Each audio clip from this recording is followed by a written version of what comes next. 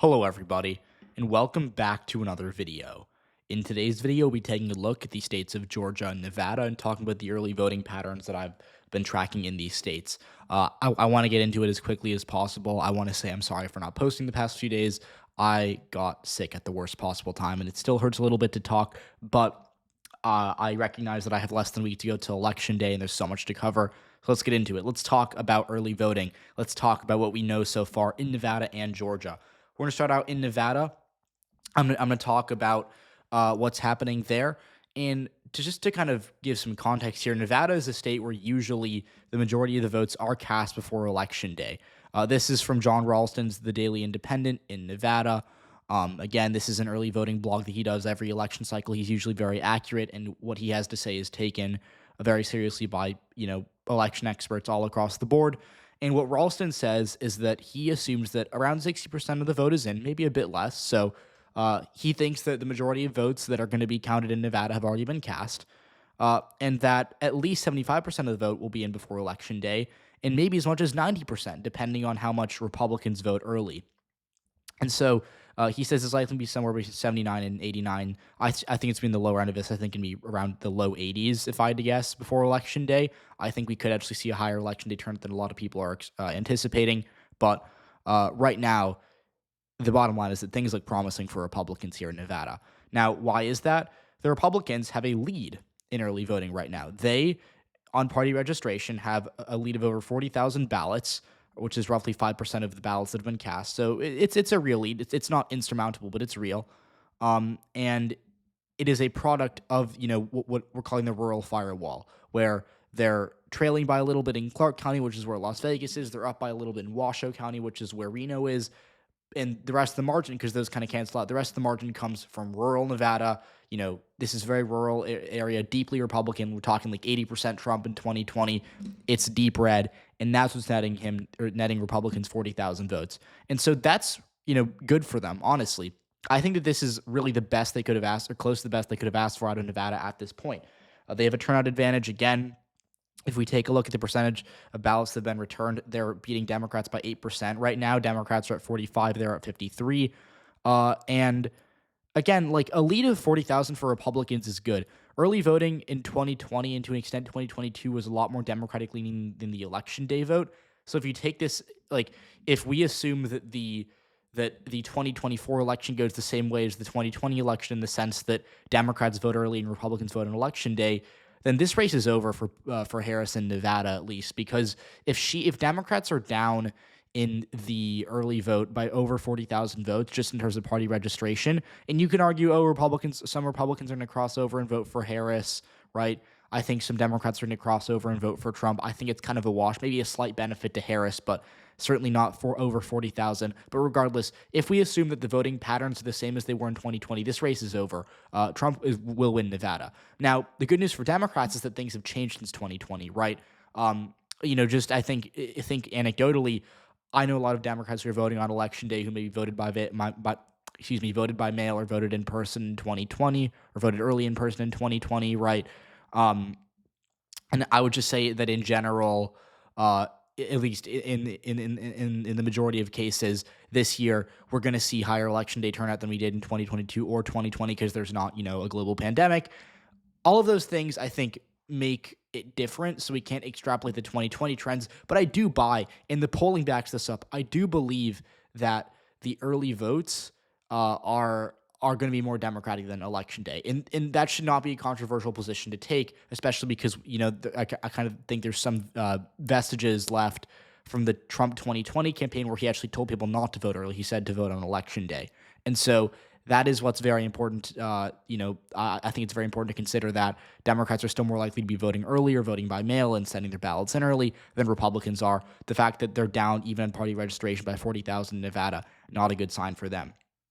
Now, if you read what John Ralston has to say here, he thinks it's still going to be close. What he says is that Democrats did see a slight ray of sunshine with the increased nonpartisan share of the vote.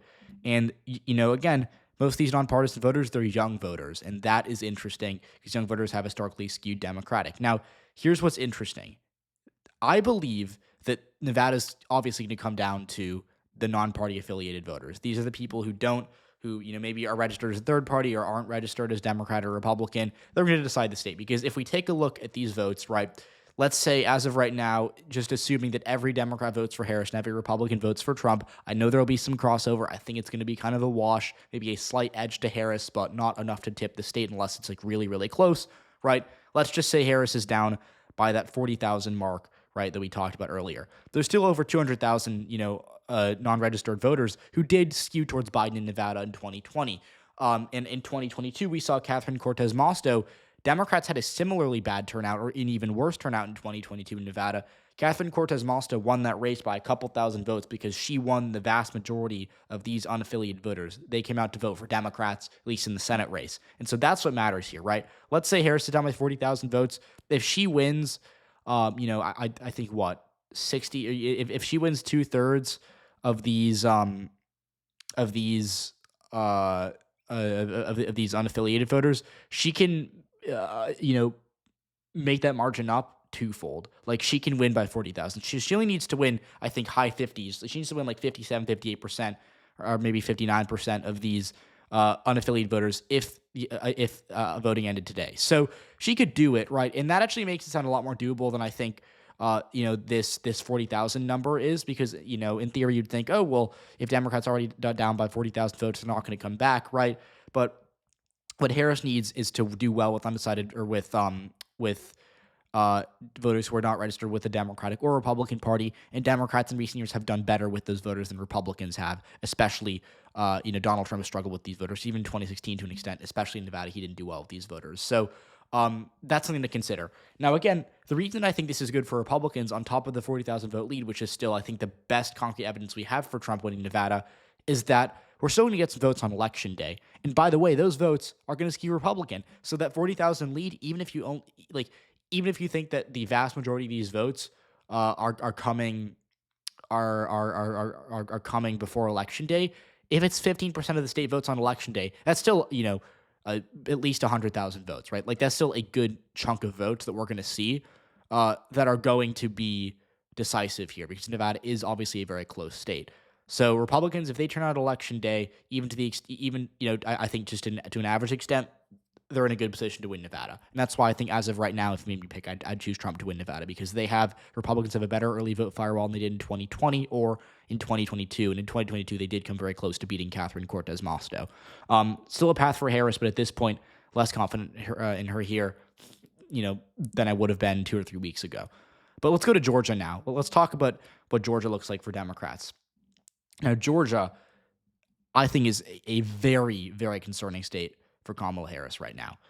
Now, why do I say that? Well, it's pretty simple. Georgia, I like for early vote because you can really look at it and break it down by race.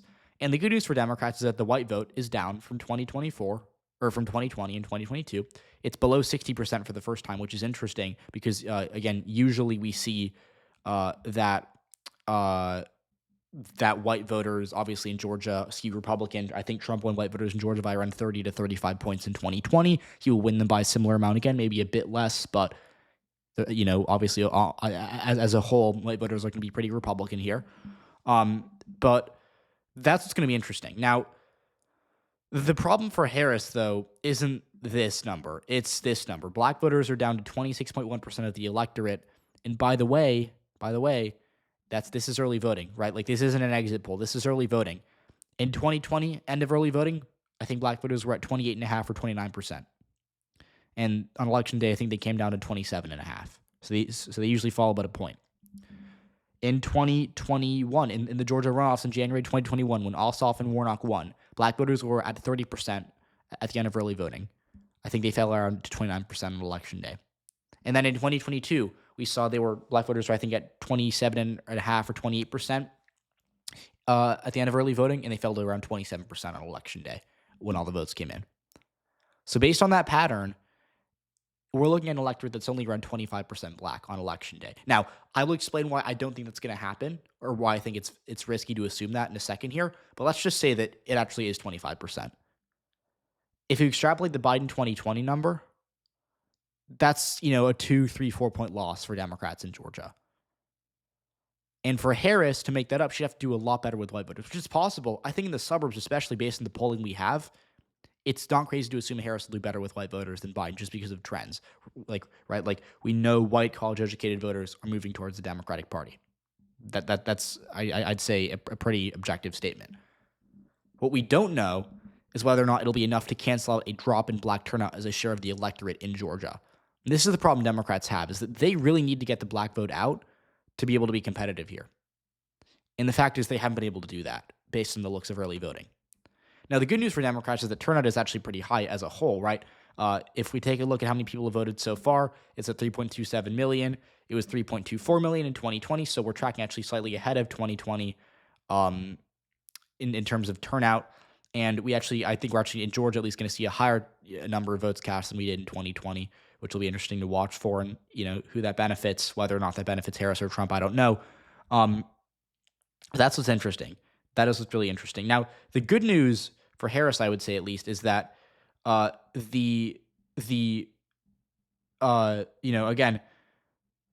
a good chunk of these 2020 non-voters, people who did not vote in 2020, a good chunk of them are Black, Hispanic, or Asian. Especially Hispanic is the Demographic that's shifting up the most. I think that's the good news for Harris, and you can kind of see that. You can kind of see that to an extent reflected over here, where we have Hispanic voters at 3%, Asian voters at 3%, and then other is actually way up at 9%.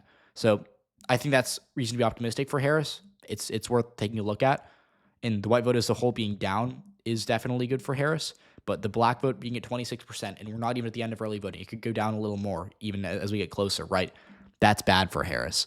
And at the end of the day, it's going to get hard to pick Democrats to win Georgia if they can't get this number up. Now, the good news for Democrats is that there are a lot of people who do believe that we're going to see a black turnout spike on election day, right? Because a lot of people are going to say, look, right, like if you truly believe these numbers, and I'll pull them up by congressional district here, and I'll show you the congressional districts, right? If you truly believe the numbers about turnout, it means that Republicans are turning out and Democrats aren't. The district with the highest turnout, by the way, right now, is Marjorie Taylor Greene's district, 97% turnout. And this is a deeply Republican district. The district with the lowest turnout at 71.1% is a deep blue district in downtown Atlanta. It's the 5th district, which was 80% for Democrats in 2022. So one of two things is happening. Either Democrats, especially black voters, are going to show up on election day, or Democrats have a turnout problem. I think you could make the case for either. I believe it's somewhere in the middle. I don't think Democrats are actually going to have a huge turnout problem, the likes of which the early voting is suggesting. But I also don't think that it's really smart to bet on, kind of election day coming to save the day if you're Kamala Harris, at least in Georgia. So these two states, to me, have a similar concern. You can bank on on independents and non-party affiliated voters in Nevada, and you can bank on the election day turnout in Georgia, at least election day turnout in Atlanta and in the Democratic counties across the state.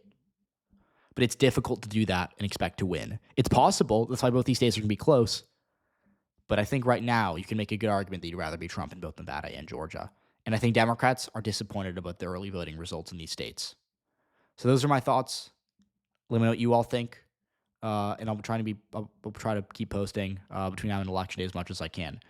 So subscribe to the channel if you haven't already, and I'll let you all. And again, I'll let you all comment down if there's any specific races you want to see next. But we've got a lot to cover in the final week. So subscribe, and I'll see you all next time.